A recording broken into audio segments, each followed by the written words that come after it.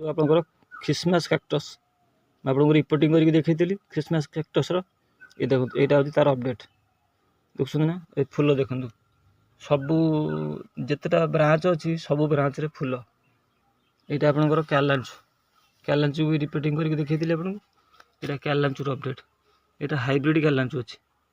ତାପରେ ଏଇଟା ଦେଶୀ କ୍ୟାଲାଞ୍ଚୁ ଆପଣଙ୍କର। ଦେଶୀ କ୍ୟାଲାଞ୍ଚୁ ଆପଣ ଭାବୁଛନ୍ତି କମ୍ ଫୁଲ ହେବ ବୋଲି, ଦେଖନ୍ତୁ କେତେ ଫୁଲ ହେଇଛି ଦେଶୀ କ୍ୟାଲାଞ୍ଚୁରେ। ତ ଆପଣ ଯଦି ଠିକ୍ସେ କେୟାର କରି ଲଗେଇବେ, ଏଇ ଗୋଟେ ଗଛ ନୁହଁ, ଏପଟେ ଦେଖନ୍ତୁ, ଏଇ ଦେଖନ୍ତୁ ଏ ବି ଗୋଟେ ଦେଶୀ କ୍ୟାଲାଞ୍ଚୁ। ଇଏ ଗୋଟେ ଗଛ, ଏହାରି ପାଖରେ ଆଉ ଗୋଟେ ଗଛ ଦେଖନ୍ତୁ, ଏଇଟା ଗୋଟେ ଗଛ।